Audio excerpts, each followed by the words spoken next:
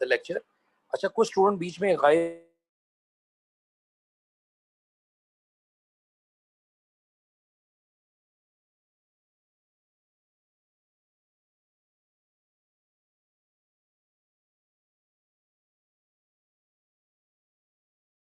जब तक आपका लेक्चर 2:30 बजे खत्म नहीं हो जाता ना, आपने एल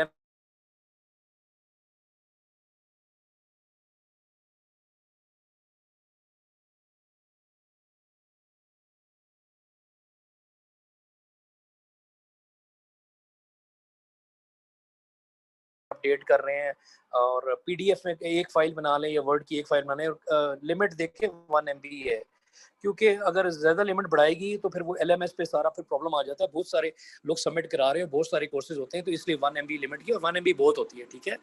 और अगर आप उसकी स्नैपशॉट पिक्चर ले रहे हैं तो उसको फिर हाई रेजोल्यूशन में ना करें, उसकी रेजोल्यूशन देख के करें।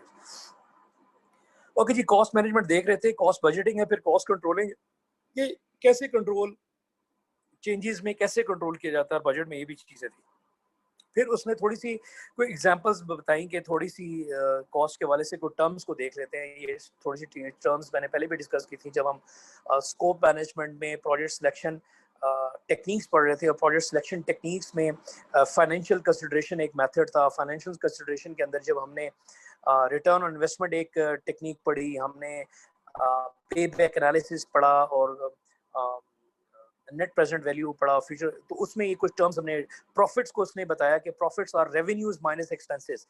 डेफिनेटली जो आपके एक्सपेंसेस अखराजात होते हैं और जो आपके रेवेन्यूज इनकम होती है, जब आप इनकम माइनस एक्सपेंस करते हैं तो जो प्लस में जब आएगा तो वो आपका प्रॉफिट होगा, अगर माइनस में आएगा तो लॉस होगा, और अगर जीरो हो जाए तो वो क्या होगा। ये आप नोट कर लें कि जब आपके एक्सपेंस यानी कॉस्ट और आपकी जो अर्निंग इनकम है जब वो जीरो हो जाए, यानी आपकी एक कोई प्रोडक्ट है, आपने $100 में परचेज, आपकी कॉस्ट लग रही है उसको बनाने में या आपने वो खरीदे में, और आप उसको $100 में ही बेच रहे हैं, तो आपको नो प्रॉफिट नो लॉस हुआ। इसको इकोनॉमिक्स के टर्म में यार एक स्टूडेंट ने वो एक टर्म बोली थी एकदम, क्यों ये मेरे ख्याल से निकल गई, आपकी आपकी क्लास का एक स्टूडेंट था, उसने वो टर्म बोली थी, इसको ब्रेक इवन पॉइंट बोलते हैं इकोनॉमिक्स के टर्म में, यानी इकोनॉमिक्स माशियात के टर्म में, जब आपके एक्सपेंसेस और जब आपके जो रेवेन्यूज हैं वो इक्वल हो। लेट्स से मैंने एग्जांपल दी है कि $100 में अगर आपकी कॉस्ट लग रही है कि आपने इतनी इसके अखराजात लगे और उसको $100 में बेच रहे हैं, तो आपका ना प्रॉफिट हुआ ना लॉस हुआ, तो इसको ब्रेक इवन पॉइंट बोलते हैं बिजनेस का। तो ब्रेक इवन पॉइंट भी होते हैं, बाज़ औक़ात आपके रेवेन्यूज बढ़ जाते हैं, बाज़ औक़ात आप लॉस में चल रहे होते हैं। तो ये जब आप बिजनेस करते हैं तो इन चीज़ों से आपको निबर्द आजमा होना पड़ता है। You have to bear it, you have to tackle it down, ठीक है। वक्त के साथ साथ ये चीज़ें इंप्रूव होती है। तो लाइफ साइकिल कॉस्टिंग क्या है कि आपके पूरे, ये टर्म क्या, लाइफ साइकिल कॉस्टिंग है कि पूरे प्रोजेक्ट की ओवरऑल एंटायर लाइफ की आप उसकी एस्टिमेशन कर रहे हैं, that is called as life cycle costing. Cash flow analysis, जब हम कैश फ्लो स्टेटमेंट बनाते हैं, जिसको फाइनेंस की टर्म में आपने एक टर्म सुना होगा, कैश फ्लो एनालिसिस एक और इनकम स्टेटमेंट होती है। उसके अलावा आपने एक और स्टेटमेंट का नाम सुना होगा बैलेंस शीट। अपनी लाइफ में सुना होगा अकाउंटिंग के टर्म में एक बैलेंस शीट बनाना, जिसमें आप अपने एक्सपेंसेस, इनकम, एसेट्स और लाइबिलिटीज को शो करते हैं, अपने अखराजात और एसेट्स, अपने जो असासाजात होते हैं, लाइबिलिटीज जो जिम्मेदारी होती है। तो आप ये एफबीआर और डेली ये अपने न्यूज़ चैनल्स पे भी सुन रहे होते हैं कि लोग अपनी टैक्स रिटर्न जमा करा रहे हैं, अपनी balance sheet, assets, liability, income statement जमा कराने होते हैं। तो ये कैश फ्लो एनालिसिस भी आपके ओवरऑल जो आपके एस्टिमेटेड कॉस्ट है और जो आपके एक्सपेंसेस हैं और प्लस जो आपकी अर्निंग्स हैं, उसी के तहत, उसी पैटर्न के तहत वो बनाई जाती है। सिर्फ ये नहीं होता कि आपके अर्निंग ये आपके एक्सपेंसेस ये तो माइनस कर लो, तो उसका एक प्रॉपर फॉर्मेट होता है, उसके तहत ये सारी चीज़ें प्रोसीड करती है। अल्हम्दुलिल्लाह I have a business commerce degree too, मैंने ग्रेजुएशन में कॉमर्स डिग्री भी की है। तो मैंने ये just for my student knowledge, I've studied auditing, accounts, communication, economics, stats, law, business law, and so on. तो वेरियस सब्जेक्ट्स अल्हम्दुलिल्लाह उसकी नॉलेज भी है, still I have the knowledge. तो मैंने ग्रेजुएशन जो है वो लाइक बीकॉम जो है 97 to 99 में किया। तो अब अगर आप 97 to 98 में पार्ट 1 किया था, 98 to 99 पार्ट 2 किया था, then I joined MAJU university which is right now at CUST university, और एमएससी मैंने 99 में स्टार्ट किया, तो it was way back like 22-3 years ago। तो स्टिल आई हैव नॉलेज, क्योंकि हमने रट्टे नहीं लगाए, हमने काम किया है, हमने प्रैक्टिकली भी उसमें किया है। और जो चीज़ रट्टे लगा के करते हैं वो आपको अगले दिन भूल जाती है। तो 22-23 साल पहले उस्ताद तो तब तो नहीं मैं बना था, उस्ताद तो चले 16 साल हो गए, 18 साल हो गए करते हुए, 23 साल पहले तो उस्ताद ही बना था। तो फिर भी चीज़ें जो याद रह जाती हैं, जिनको आप अप्लाई करते हैं, और चीज़ वो याद रहती है जिसको आप बार बार अप्लाई करते हैं, जिसकी आप प्रैक्टिस, जिसकी आप नॉलेज, जिसकी आपकी स्किल्स, जिन जिन जिन चीज़ों को अप्लाई करते हैं। जो चीज़ें अप्लाई नहीं करते वो फिर भूलती जाती हैं आपकी मेमोरी से। फॉर एग्जाम्पल, जिस तरह हमने बचपन में कलमे और सूरतें पढ़ी, और अगर हम उनको रिवाइज ना करें या उसको एक्सपैंड ना करें, जो चीज़ें हमने पढ़ ली हैं, ज़हन नशीन कर ली, फिर वो रहती हैं। और जो अगर हम रिवाइज ना करें तो जो चीज़ें हमारे रिपीट नहीं करते वो फिर भूलती जाती हैं। ठीक है, लेट्स से ईमान मुफस्सिल है, ईमान मुजम्मिल है, 6 कलमे थे। अब लेट्स से जो हाफिज़ कुरान है माशाल्लाह, वो तो रिपीट करते रहते हैं। और ये नहीं है कि जो नहीं है वो नहीं रिपीट करते, बट जो अगर आप फ्रिक्वेंटली उसको यूज़ नहीं करेंगे तो आस्ता आस्ता आपकी मेमोरी से, लॉन्ग टर्म मेमोरी से वो रिमूव होते हैं। तो ये बड़ी चीज़ें होती हैं कि कैसे आप उसको अपनी उस चीज़ को, आप अपने सब्जेक्ट को, डाटा को, कंटेंट को, वो उसको यूटिलाइज करें, उसको अप्लाई किया करें। जब नहीं करते, नहीं पढ़ते, नहीं प्रैक्टिस करते, और सिर्फ पेपर वाले दिन खोलेंगे तो वो फिर चीज़ भूल जाती है और वो चीज़ याद नहीं रहती। ठीक है, benefits and cost are tangible and intangible. ये नंबर जो 4th पॉइंट है, बड़ा इंपॉर्टेंट पॉइंट और समझाने के लिए दिया है कि जो बेनिफिट्स होते हैं ना, वो या कॉस्ट जो होती है वो टेंजिबल भी हो सकती है और इनटेंजिबल। बेनिफिट्स नहीं, कॉस्ट भी उसने बात की है। बेनिफिट्स फायदा होता है और कॉस्ट जो होता है अखराजात, नुकसान, एक्सपेंस होता है। वो टेंजिबल भी हो सकता है और इनटेंजिबल भी हो सकता है। ठीक है, टेंजिबल का मतलब है जो नजर आ रही है, इनटेंजिबल जो नजर नहीं आ रही। बेनिफिट्स कौन सा ऐसा है जो आपको अगर प्रोजेक्ट में या ऑर्गेनाइजेशन में एक टेंजिबल बेनिफिट हो रहा है, एक ऑर्गेनाइजेशन को या उसके बॉस को टेंजिबल बेनिफिट हो रहा है in terms of monetary, in terms of revenue, कि उसको पैसा मिल रहा है। इनटेंजिबल बेनिफिट कैसे हो रहा है कि लेट्स से अगर हम इस क्लाइंट के लिए काम करेंगे, इस अपनी यूनिवर्सिटी के लिए, डिपार्टमेंट के लिए कोई फाइनल प्रोजेक्ट बनाएंगे, इस सुपरवाइजर की सुपरविजन में काम करेंगे, या हम इस ऑर्गेनाइजेशन के लिए फाइनल प्रोजेक्ट बनाएंगे, या अपनी फैमिली के बिजनेस के, इसको अपनी फैमिली मेंबर या अपने फादर या अपने अंकल, इसके सेटअप के लिए हम एक ऑटोमेटेड सोल्यूशन देंगे, तो हमें इनटेंजिबल बेनिफिट, हमारी रिगार्ड, हमारी रिस्पेक्ट, हमारी रेवेन्यू, हमारी गुडविल बढ़ेगी। तो बाज़ वक़्त आपको इनटेंजिबल बेनिफिट भी देखना पड़ता है। ये नहीं देखना पड़ता कि यार मुझे नुकसान ही हो जाए। बेशक आपको बाज़ का नुकसान भी हो, बेशक आपको फायदा ना हो रहा, मगर वो जो नुकसान है वो आपके गुडविल में भी हो रहा होता है। तो बाज़ का आप देखें कि बाज़ वक़्त आप अपनी लाइफ में डिसीजन इस तरह भी ले रहे होते हैं कि यार आप अपनी गुडविल बना रहे होते हैं, आप अपनी रेपो बना रहे होते हैं। तो बाज़ का प्रोजेक्ट इस तरह भी लिए जाते हैं क्लाइंट्स के लिए कि आप एक अपनी गुडविल, रेपुटेशन और अपना एक मकाम बनाना चाहते हैं उन क्लाइंट्स, और उनके अंडर काम करना, या इन कंपनीज के लिए एप्लीकेशन बनाना। तो ये बड़ी इंपॉर्टेंट बात है। इसी तरह बेनिफिट्स भी होते हैं और इसी तरह कॉस्ट भी होती है। कॉस्ट भी, नुकसान भी हो सकता है और इनटेंजिबल नुकसान भी होता है। फॉर एग्जाम्पल, आप देखें कि अगर आप एक कंपनी के लिए प्रोडक्ट बनाते हैं और उसको एक एज अ सॉफ्टवेयर कंपनी आप उसको डिलीवर नहीं कर पाते, तो आप मार्केट में खुद गंदे हो जाएंगे। वो जो क्लाइंट है वो 10 बंदों को होगा यार इनसे काम नहीं करना। वो जो क्लाइंट है वो अपनी वो टेस्टिमोनियल साइट पे जाके, आपकी साइट्स पे जाके, पोर्टल्स पे जाके, सोशल कम्युनिटी साइट पे आपको गंदा करेगा।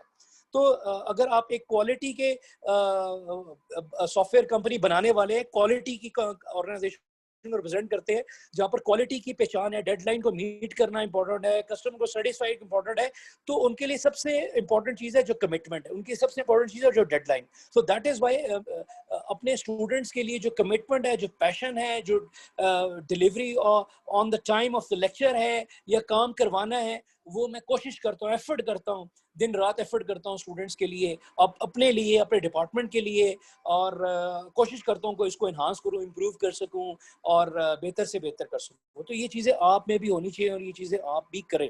ठीक है, और तभी एक पहचान बनती है। तो एक अच्छा अगर क्वालिटी का टीचर है, उसका लेवल है, उसका एक्सपीरियंस है, उसकी क्लास है, उसका पढ़ाने का अंदाज है, उसका समझाने का अंदाज है, तो वो सालों साल की मेहनत से बना होता है, बहुत एफर्ट से होता है।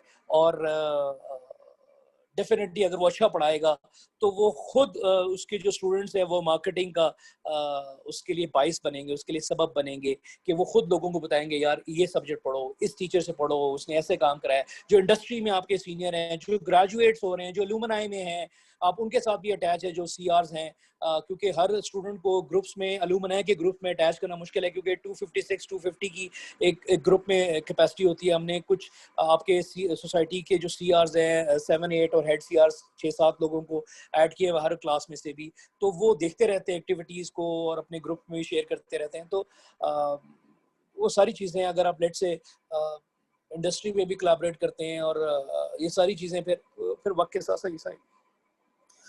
तो लास्ट टाइम उसने कॉस्ट के हवाले से कुछ sunk cost should not be criteria project selection. ये क्या बात है? आप ये देखिए, ये छोटे छोटे टर्म्स है।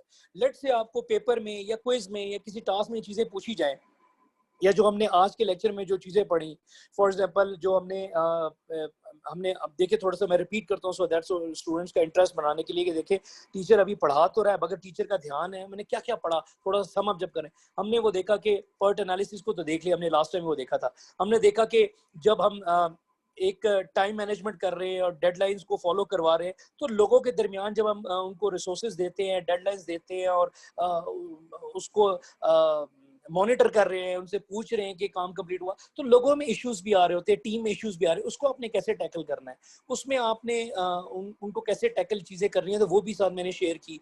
फिर आपने और चीज़ें देखी कि कैसे चेंजेस को कंट्रोल करना है, उसके लिए सजेशंस देखी। फिर आपने टूल्स का देखा कि टाइम मैनेजमेंट में क्या क्या टूल्स, क्या क्या रिपोर्ट्स निकल सकती हैं। फिर आपने कॉस्ट मैनेजमेंट के कुछ प्रोसेसेस, फिर डेफिनेशंस देखे। तो अभी हम यहाँ पर पहुंचे और आप देखें 4-5 स्लाइड्स पढ़ी और 40-50 मिनट्स का लेक्चर हो गया। तो ये जस्ट ऐसे नहीं होता कि मैं हर पॉइंट को एक्सप्लेन करता हूँ। तो सारी चीजें इस तरह जब करेंगे तो आपका आपका तभी स्टूडेंट्स को समझ आती है, क्योंकि ये रिकॉर्डेड लेक्चर है। इसकी ब्यूटी यही है कि स्टूडेंट इसको बार बार सुन सकते हैं। जब आप एक क्लास में आप प्रेजेंट नहीं है, तो वो लेक्चर अगर हो गया है और वो जब लेक्चर हो गया है तो वो स्टूडेंट नहीं है, तो वो तो नहीं सुन सकते, वो तो किसी ने जो नोट्स लिख लिए। अब लोग यही लेट से एक्सप्लेन कर देंगे, ये बुलेट पॉइंट्स, अब ये लेट से ये बुलेट पॉइंट्स एक्सप्लेन कर देंगे, तो बुलेट पॉइंट तो नहीं है, तो टीचर तो हर पॉइंट को उसकी एग्जांपल एक्सप्लेनेशन से देता है और वो ये एक्सपेक्ट करे तो इस तरह करे, वरना तो स्लाइडें आप छाप दे तो वो टीचर भी माशाल्लाह इतना एक्सपीरियंस होता है या इतना नॉलेजेबल होता है कि देखते साथ ही कि यार तो सिर्फ स्लाइड के अमाउंट है, कोई एक्सप्लेन का एग्जांपल एक्सप्लेनेशन तो दी नहीं है, तो फिर उतना ही नंबर उस हिसाब से मिल जाता है। तो ये चीज़ बड़ी इंपॉर्टेंट होती है और बड़ी माने रखती है कि टीचर कितनी क्लास का है, कि सिर्फ वो सिर्फ ये देख ले वो स्टूडेंट तो जी ये लिख लिया है, वो स्टूडेंट ने सिर्फ लिखा, सिर्फ बुलेट पॉइंट को रट्टे लगा दिए या कॉपी पेस्ट कर दी, या जो भी बूटी अगर इस्तेमाल कर रहे हैं कामयाब हो गए वो लिख दिया, टीचर का हाँ बड़ा बड़ा कमाल कर दिया। तो एक्चुअली जब उसने पढ़ाया होता है जिस दिल से, जिस एफर्ट से, जिस पॉइंट को एक्सप्लेनेशन था, वो वही एक्सपेक्ट कर रहा होता है स्टूडेंट्स को इस तरह बिहेव करें। संक कॉस्ट क्या है? संक का लफ्जी मतलब डूबना होता है। ये इसने कहा कि जब आप संक कॉस्ट को इंक्लूड ना करें प्रोजेक्ट सिलेक्शन के लिए, sunk cost should not be a criteria in project selection. For example आपके पास डिफरेंट प्रोजेक्ट्स थे कि आपने सेलेक्ट करने थे, आपने एक प्रोजेक्ट के अंदर टाइम लगाया, उसको उसकी थोड़े लिए फिजिबिलिटी के लिए सोचा कि यार ये होगा, तो डेफिनेटली आप उस पर टाइम लगा रहे हैं, अपने रिसोर्सेज लगा रहे हैं, और रिसोर्सेज में कुछ बंदे डिप्यूट कर सकते हैं, वो टाइम लेंगे, वो जो टाइम है वो इन टर्म्स ऑफ कॉस्ट में आ जाता है, क्योंकि आपको जब पर मंथ सैलरी दी जाती है और लेट से लोगों के 100,000 ऑफ सैलरी पैकेजेस भी होते हैं जो टॉप क्लास के हैं, या मैनेजर्स के बड़े पर्क्स फैसिलिटीज होती हैं, तो वो उनकी पर दिनों में भी तनख्वाहें जो है वो ठीक ठाक 1000 में पहुंच जाती हैं, ठीक ठाक 1000 में, depends upon the class. I am not coating about single amount और मॉनेटरी वैल्यू। तो जस्ट अगर उसको आप नंबर ऑफ आवर्स में कंप्लीट करें, तो अगर वो उसमें पूरा दिन या आधा दिन या 2 घंटे या कुछ लगाता है, तो वो एक कॉस्ट हो रही होती है, तो वो कॉस्ट इंक्लूड नहीं करनी होती आपने प्रोजेक्ट के सिलेक्शन में, या जब आप उसको सिलेक्ट कर लें तो उसकी कॉस्टिंग में खास तौर पे, कि भाई ये प्रोजेक्ट सिलेक्ट था, इस पे हमने 1 दिन लगाया, 2 दिन लगाया, तो इतनी हमारे रिसोर्सेज और एक्सपेंसेस, ये भी चीजें ये भी शामिल कर दो, ऐसा नहीं होता, ठीक है। या जब आप उसको आप प्रोजेक्ट को एक्वायर करना चाह रहे हैं कि यार ये भी हमने कंसल्टेंसी एक्सपेंस एक्वायर किया, तो ये भी डाल दो अमाउंट, तो फिर प्रोजेक्ट जो है ना वो आउट ऑफ मतलब वो हो जाएगा, आपको मिलेगा नहीं।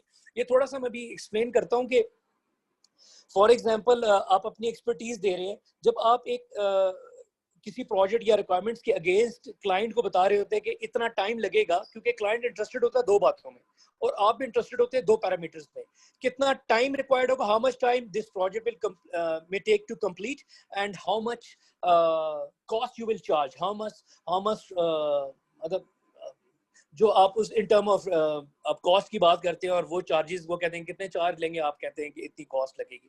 तो दो बातें हो रही होती है और इन्हीं के दरमियान निगोशिएशन हो रही होती है, और प्रोजेक्ट मैनेजर जो होता है वो निगोशिएशन कर रहा होता है कि टाइम के साथ और कॉस्ट के साथ विद जो रिप्रेजेंटेटिव क्लाइंट रिप्रेजेंटेटिव, क्लाइंट के साथ जो रिप्रेजेंटेटिव है वो प्रोजेक्ट मैनेजर्स के साथ निगोशिएशन कर रहा होता है कि कितना टाइम और कितना कॉस्ट, यही दो बारे। और यही जब आप शॉपिंग करने जाते हैं फिजिकली, ऑनलाइन जो शॉपिंग करते हैं उसमें नेगोशिएशन तो नहीं होती, वो तो फिक्स है, ये प्रोडक्ट ये चार्ज है, ये देख लें, सिलेक्ट होती है, ऐड टू द कार्ट करें, बस बाकी खुद। इसलिए कहते हैं ट्रस्टेड वेबसाइट पे जाएं, ट्रस्टेड ब्रांड या ट्रस्टेड प्रोडक्ट पे जाएं, तो ताकि वो आप ऑथराइज भी हो और ऑथेंटिकेशन हो प्रोडक्ट की, जो जो क्वालिटी है। या बाज़ अनट्रस्टेड वेबसाइट, अनट्रस्टेड ब्रांड्स जो होते हैं वो आपको टाइम पे डिलीवर भी नहीं करते हैं, प्रोडक्ट कुछ होती है, दे कुछ देते हैं, और फिर आप डिलीवरी ऑफ प्रोडक्ट करते हैं, रिटर्न करते हैं, तो वो भी सही प्रोसीजर नहीं है और वो लेने के देने पड़ जाते हैं, तो बड़ी चीज़ें मैटर कर रही होती हैं।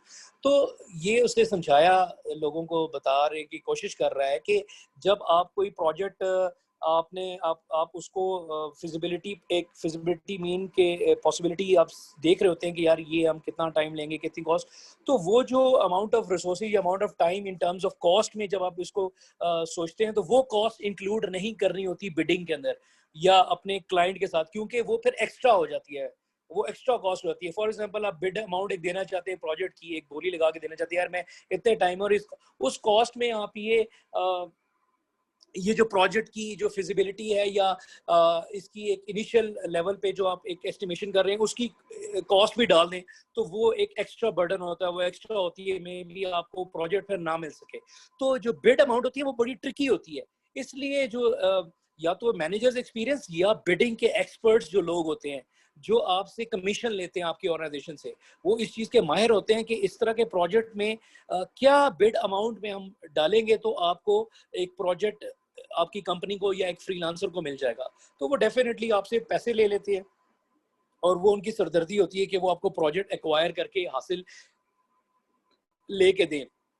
तो बिड अमाउंट ऐसी ट्रिकी अमाउंट होती है कि आपको काम भी हो जाए, प्रॉफिट भी हल्का से मिल जाए, और आप एक कंपटीशन में भी रहें, अगर आपकी अच्छी प्रोफाइलिंग है। तो क्योंकि बहुत सारे लोग compete कर रहे होते हैं फ्रीलांसिंग में, आप देखें कि एक अगर आपको रिक्वायरमेंट्स पोस्ट की है कि ये काम आपने करना है, तो दुनिया उसके पीछे उसको एक्वायर हासिल करने के लिए कर रही होती है, हर एक को नहीं मिल जाता, उसमें काफी सारे बैक एंड पे एल्गोरिदम बनते हैं। तो ये भी एक फाइनल प्रोजेक्ट मैंने अपनी लाइफ में बेशुमार बनाए हैं जो फ्रीलांसिंग पोर्टल टाइप के हैं, ठीक है, जहां पर आप ऐसा ऐसा एक पोर्टल बनाए जहां पर डेवलपर्स रजिस्टर्ड हो रहे हैं, जहां पर क्लाइंट्स रजिस्टर्ड हो रहे हैं, जहां पर प्रोजेक्ट एलोकेशन एल्गोरिदम के थ्रू हो रही है, पेमेंट्स हो रही है।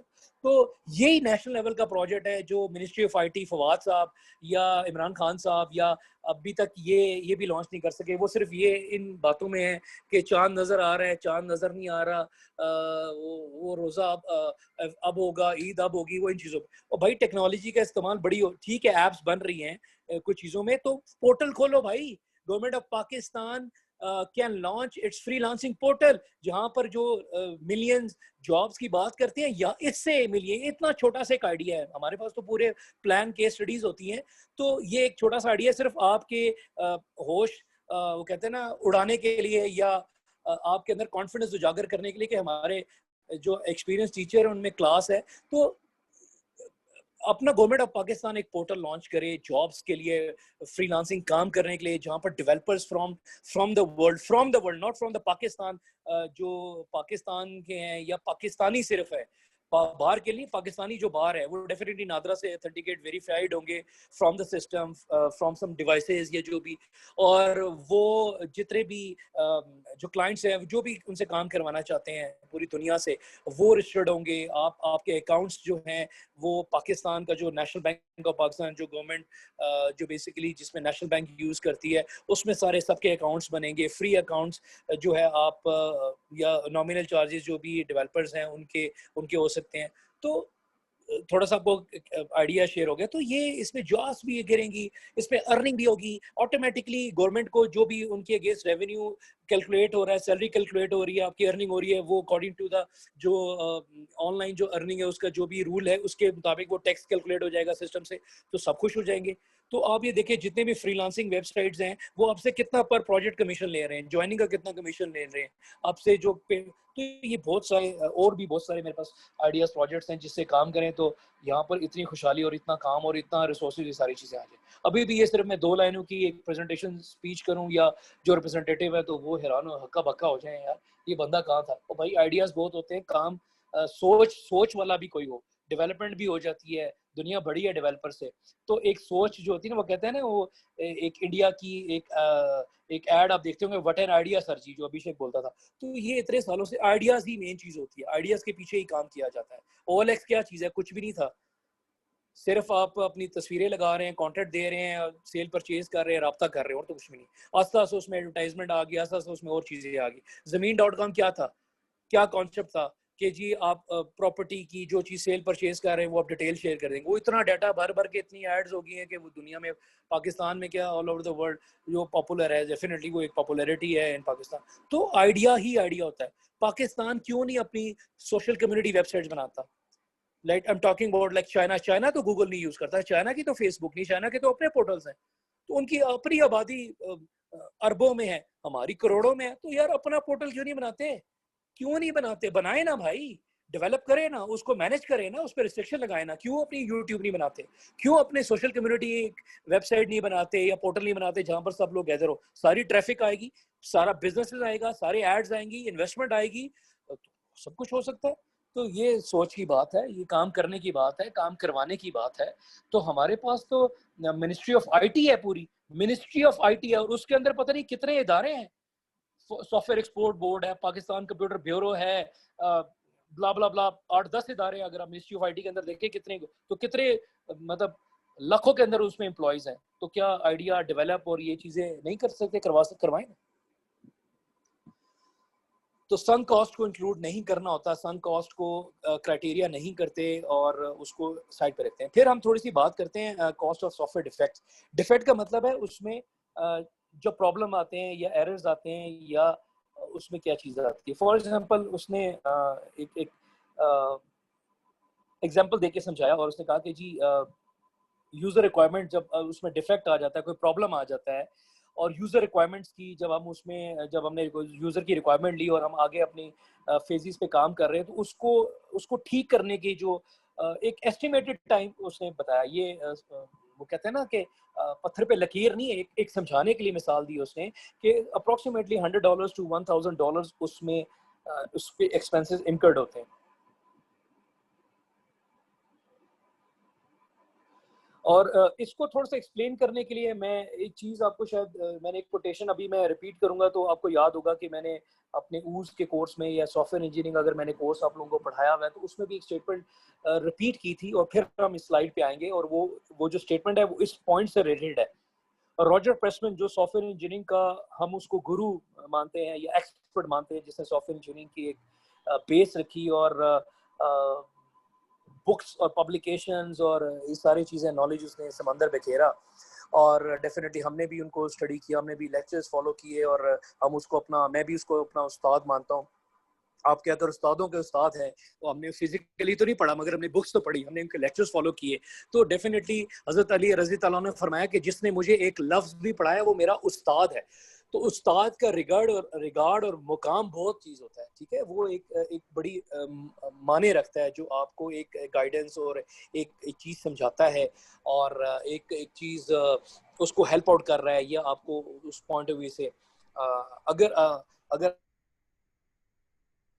के पॉइंट से बात करें, जो आपके कुछ इंस्ट्रक्टर है वो आपके एज एन एडवाइजर भी होते हैं, कैरियर काउंसलर्स भी होते हैं, जिस तरह आपके क्लास काउंसलर्स होते हैं। तो वो आपको आपकी काउंसलिंग अगर आप उनसे डिस्कस करते हैं इश्यूज या कोई और मैटर या कोर्सेज सब्जेक्ट रिलेटेड या कोई टेक्निकल इशू, तो वो भी आपको अच्छी तरह एडवाइस कर सकते हैं। तो बहुत सारी चीज़ होती है। तो रॉजर प्रेसमैन कहता है कि लेट्स से, रॉजर प्रेसमैन एक स्टेटमेंट समझाने के लिए करता है। रॉजर प्रेसमैन कहता है कि let's say if an defect has been found in analysis phase, to rectify that phase, let's say you have to spend $10 to resolve that error in analysis phase. If any error or defect in found in analysis, कोई गलती रहेगी, कोई error हो गया जिस तरह की बता रहा है, and if that same error has been identified in design phase, it means that you have skipped you have not been identified that error analysis phase. It is your human error. It has been lay mistake. वो कहते हैं ना negligence से, accidental problem की वजह से वो आपसे रह गया, human negligence की वजह से वो आप गलती से, भूल चूक से जो आपसे वो कोई problem या defect रह गया, तो वो design phase में जब वो problem आपको नजर आया, तो let's say you have to spend $100 to resolve or rectify that error. And if that same error is being identified in implementation phase, to resolve that error, let's say you have to spend $500. And if that same error has been identified in testing phase, let's say you have to spend $1,000. तो वो आपको वैसे समझाने के लिए कह रहा है, ये लाजमी है कि 10, 50 या 500 है, वो समझाने के लिए कह रहा है कि कितना मैटर कर रहा होता है एक एरर। वो कहता है ना, एक नुक्ते ने मुझे महरम से मुजरिम बना दिया। तो एक एरर जो है, जब उसको आप रिजॉल्व करते हैं, टैकल करते हैं, रेक्टिफाई करते हैं, उसको जब वो triple down into later stages हो जाता है, ट्रिपल डाउन मीन वो फॉलो हो जाता है, तो उसको टैकल रिजॉल्व करते करते आपको बहुत फटीग और ख्वारी करनी पड़ती है, और वो काफ़ी सारी प्रोसेसेस और डॉक्यूमेंट्स और सारी चीज़ें, रिसोर्सेज आपको रिक्वायर्ड हो रही होती हैं, और फिर वो ह्यूमन फटीग भी यूज़ हो रही थी, और वो फिर कॉस्ट में अल्टीमेटली आ रहा था। तो ये सारी चीज़ें उसने बताई कि यूज़र रिक्वायरमेंट को ठीक करने में $100 से $1,000 है। यूनिट टेस्टिंग जब आप कर रहे हैं एक मॉड्यूल की 1000 से ज़्यादा, सिस्टम टेस्टिंग कर रहे हैं 7 to 8,000, आफ्टर इम्प्लीमेंटेशन जब आप कोई एरर निकल आता है उसको डील करने मिलियंस ऑफ डॉलर्स स्पेंड होते हैं। तो लेट्स से उसने एक क्लासिक समझाया, बड़े बड़े सिस्टम जो हैं जब उनको आप कर रहे होते हैं। मैं आपको थोड़ी सी मिसाल देता हूँ कि आज की बात नहीं बता रहा, मैंने जब कैरियर 2004 में स्टार्ट किया तो मेरे जो स्टूडेंट्स थे, कुछ जो ग्रेजुएट्स होते हैं, they been move to UK also, और यूएस भी गए। मैं 2005 की बात बता रहा हूँ, 4 में और 5 में जब वो ग्रेजुएट और जो सीनियर्स थे, तो उनमें से कुछ स्टूडेंट एक साल बाद आए, तो उन्होंने कहा कि सर हम बड़ा अच्छा अर्निंग कमा लेते हैं, डिफरेंट वाइट कॉलर जॉब्स भी मिल जाती हैं बाज़ औक़ात, जो अच्छे यहाँ पर या वहाँ से अगर किसी ने सर्टिफिकेशन कर लिया है, या किसी ने एजेंट्स को हायर किया हुआ है, या आप इतने लेवल के हैं कि आपने इंटरव्यूज क्लियर किए हैं उनकी कमेटी, या दूसरी अर्निंग। तो लेट्स से पाकिस्तान में आप ये देखें कि मैनेजर्स की बड़ी अच्छी सैलरीज है, ये नहीं कि लाखों में है, बड़े मिलियंस में भी पहुंच जाती है। बड़ी क्लास कंपनीज हैं जो इंटरनेशनल लेवल से लेवल 5 पे भी हैं। तो आई एम टॉकिंग अबाउट जी मोहम्मद खलील, अपना माइक डिसेबल करने काइंडली जी। तो जो मैं बात कर रहा था कि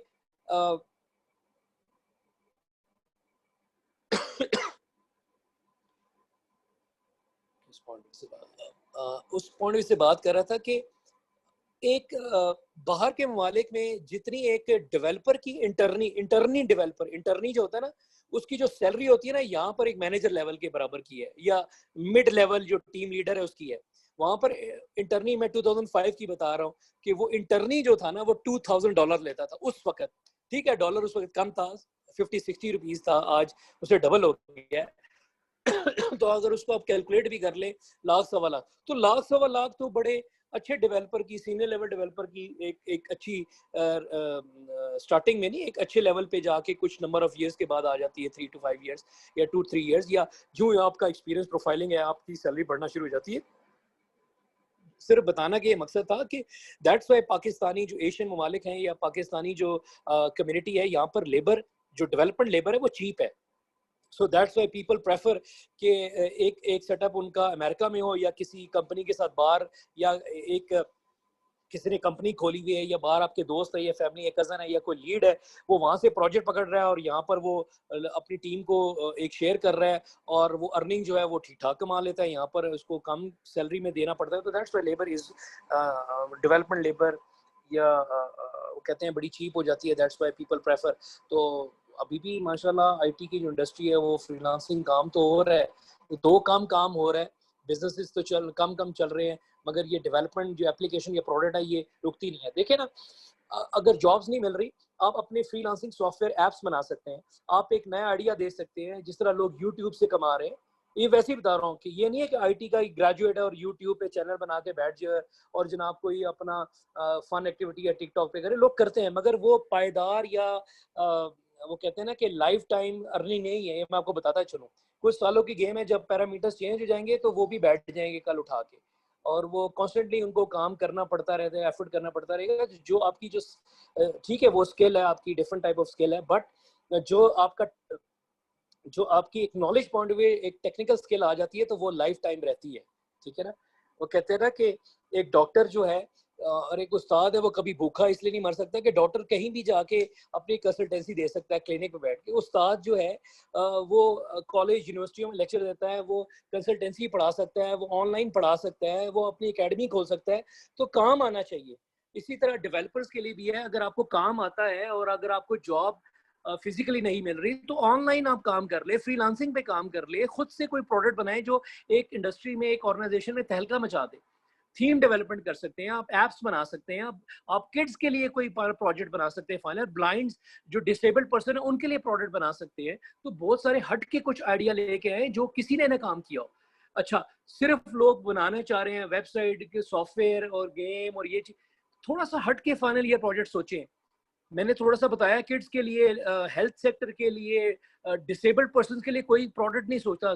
देखें किस तरह की एप्स बनी हुई हैं, किस तरह के प्रोजेक्ट हैं, उनके क्या फीचर्स हैं। मैंने मुझे याद पड़ता है कि कुछ साल पहले मैंने हेल्थ के लिए और न्यूट्रिशन पॉइंट ऑफ व्यू से मैंने एक ऐप बनाई और माशाल्लाह बड़ा अच्छा काम हुआ। कोई काम ही नहीं किसी ने किया हुआ। ऐप स्टोर पे जाएं और देखें न्यूट्रिशन बेस्ड आपको एक दो सॉफ्टवेयर मिलेंगे जिसके 3 स्टार है और उसमें लिमिटेड सी ये बातें हैं, जिसको कहते हैं BMI, बॉडी मास इंडेक्स, कितनी हाइट है तो कितना वेट होना चाहिए, कितना वेट है तो क्या हाइट होनी चाहिए, क्या एज है तो क्या लेवल आपका वेट। तो इस तरह की 2-4 बातें और कुछ नहीं है। तो बेशुमार फीचर्स आप उसमें, आप डाइट प्लान डाल सकते हैं, शेड्यूलिंग डाल सकते हैं, एक्सरसाइज का डाल सकते हैं, किसी न्यूट्रिशनिस्ट को लाइव ले सकते हैं। तो सोचें सोचें, ठीक है। मैं अगर अभी ऊस के प्रोजेक्ट करा रहा हूँ, मैंने 25 आइडियाज दिए हैं सिस्टम के, और ना सिर्फ टाइटल बताए, उनके मॉड्यूल्स, सब मॉड्यूल्स भी लेक्चर्स में दिए। वो चला, वो लेक्चर भी मैं आपके तमाम स्टूडेंट्स की गाइडेंस के लिए मैं वो लेक्चर आपके गूगल ड्राइव पे तो नहीं रखूंगा, बट आपके ग्रुप्स में शेयर कर दूंगा वो लेक्चर, जहां पर मैंने प्रोजेक्ट के आइडियाज, टॉपिक्स और आइडियाज दिए हैं, ताकि एक लेवल ये कि टीचर कैसे एक्सप्लेन कर रहा है, डेफिनेटली उसमें से आप एनहांस कर सकते हैं, क्लाइंट्स के लिए प्रोडक्ट बना सकते हैं उसको फ्यूचर में जाके। क्योंकि 5th सेमेस्टर में ना आपने एंड्रॉइड सीखी है ना आपने वेब कोर्स पढ़ा है, बट आप जो एडवांस करते हैं तो क्योंकि तब आप उसको वेब में, एंड्रॉइड में, किसी क्लाइंट के लिए, और उससे हट के, जिस तरह मैंने अभी आपको कहा न्यूट्रिशन बेस्ड, किड्स के लिए, डिसेबल पर्सन के लिए जो कोई एप्स है, जेस्चर बेस्ड है, नेचुरल लैंग्वेज जो हैंड रिटन रिकग्निशन है, जो एक्सप्रेशन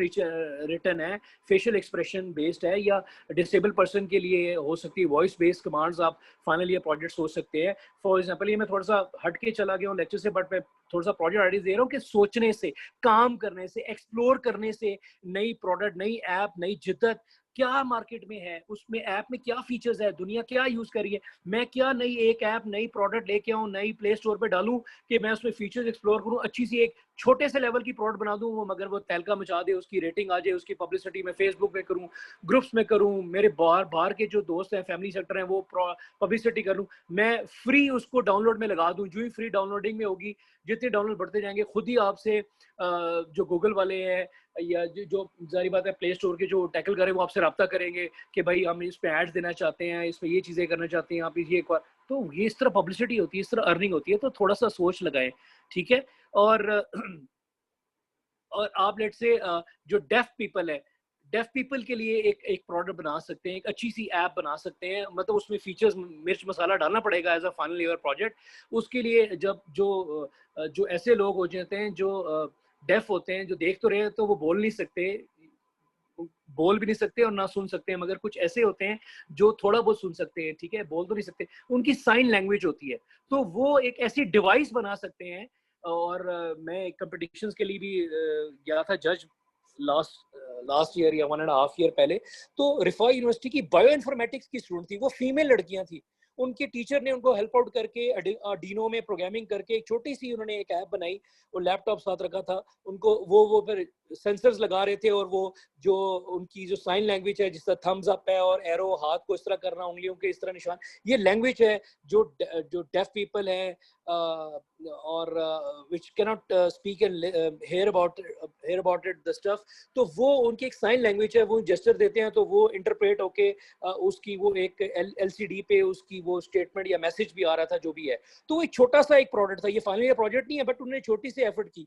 फिर मैंने उनसे कोडिंग भी चेंज कराई, उनसे नए सिंबल इनिशिएट कराए, उनसे मैंने कहा कि इसमें चेंज करें, इसमें वॉइस बेस भी डाल दें अगर कोई सुनना चाहे, इसमें लैंग्वेज ट्रांसलेटर डाल दें, किसी और लैंग्वेज में इसको कन्वर्ट करना चाहिए ऑटोमेटिकली कर सके। फिर मैंने इनको कहा कि इसमें और भी कुछ चीजें जाए इसमें, इसको सिर्फ लैपटॉप इसमें ना डालें, इसको एक डिवाइस के साथ एनेबल्ड कर दें कि वो डिवाइस जो भी कोई खरीद रहे और ऑटोमेटिकली वो फंक्शनैलिटी वो उसके साथ वो फुलफिल कर सके। तो अब देखेंगे चाइना ने भी कुछ अरसे पहले एक डिवाइस निकाल ली है। चाइना तो बहुत तरक्की कर रहा है, वो सुपर पावर है, ये मानने की बात है। America is not a super power right now, is China, ठीक है। तो और उसने डिवाइस निकाली है कि पहले डेफिनेटली लोगों को प्रॉब्लम होता था, और English is widely acceptable language, but Chinese को इंग्लिश में भी प्रॉब्लम होती थी, और वो बड़े अपनी लैंग्वेज से बड़े familiar, they don't actually, they don't like American, तो उनकी कंपटीशन में उनसे है। बट उन्होंने एक लैंग्वेज ट्रांसलेटर डिवाइस वाली, जिस फॉरेनर ने, जिस बंदे ने, जिस भी लैंग्वेज, जिस भी कंट्री का हो, वो अपनी लैंग्वेज में उस डिवाइस के साथ वो बोलता है, और उसने पहनी हुई है या लगाई हुई है या होल्ड की हुई है, तो वो डिवाइस ऑटोमेटिकली उसको कन्वर्जन मोड में डिफरेंट लैंग्वेज में उसको सुनाई देती है। तो वो डिवाइसेस निकल आई है। तो it's about your idea, it's about ये सोच के हमने क्या करना है और किस तरह करना है, ठीक है। तो सोच की कोई लिमिट या कोई पहरे नहीं है। तो इंशाल्लाह जो है हम यहाँ से हम यहाँ से इंशाल्लाह नेक्स्ट लेक्चर कल स्टार्ट करेंगे रिसोर्स प्लानिंग से, और रिसोर्सेज को हमने डिस्कस किया, और ये कुछ चीज़ें टर्म्स या बेसिक डेफिनेशन, ये चीज़ें एग्जांपल्स पढ़ी। तो ये मैं सिर्फ समझाना ही चाह रहा था, सोच पे कोई पैरे नहीं, थोड़ा सा अपना, वो कहते हैं ना जिस तरह डरबी रेस में घोड़ा दौड़ रहा होता है ना, उसको पट्टा बांध के रखते हैं क्योंकि वो स्ट्रेट ही दौड़े। तो वो चीज़ें, जो पट्टा है वो हटाएं, जो आपकी आंखों के आगे लग चुका है, या ये कानों के ऊपर आपने वो जो पर्दों के ऊपर लगाया हुआ है, इसको विजन को, अपनी सोच को, हॉराइजन को एक्सपैंड करें। Think out of a box, थोड़ा सा हट के सोचें। क्या आप माशरे में, क्या आप ऐसी नई ऐप है, क्या ऐसी प्रोडक्ट है वो जो लॉन्च करें या लेकर आए, जो एक इनोवेशन हो, जो नई चीज हो। ये चीज होती है फाइनल प्रोजेक्ट, ठीक है जी। That ends the today's lecture capture कर लें, और इंशाल्लाह कल हम ये रिसोर्स प्लानिंग से शुरू करेंगे। और अभी आधा घंटा है, और आपने LMS पे एक्टिव रहना है और चीज़ें मॉनिटर करनी है, क्योंकि काफ़ी सारे लोग प्रोजेक्ट्स भी शेयर कर रहे हैं, और मैंने टाइम डेडलाइन बढ़ा दी है, 3:30 बजे तक कर दी है। और मैं इंशाल्लाह 3:30-4 बजे तक वो स्टेटस भी एक शेयर कर दूंगा कि कितनी प्रोजेक्ट्स की वो रिपोर्ट्स सबमिट हुई हैं, ठीक है जी। तो कोई भी एक्टिविटी 2:30 बजे तक हो सकती है। आप you have to be on the line, मैं आपको अलाउ नहीं करूंगा, आपने खुद मॉनिटर करना है और खुद देखना है, ठीक है। Thank you very much. Lecture generate कर दें, लेक्चर जो कैप्चर कर रहे हैं अली साहब, वो लेक्चर जनरेट करके उसको गूगल ड्राइव पे अपलोड कर दें काइंडली, और वो मेरे साथ भी शेयर कर दें, और या कासिम के साथ शेयर कर दें, और वो उनके साथ रब्ता कर लें, वो ऑटोमेटिकली वो या कन्वर्जन करके आप गूगल ड्राइव पे शेयर कर देंगे।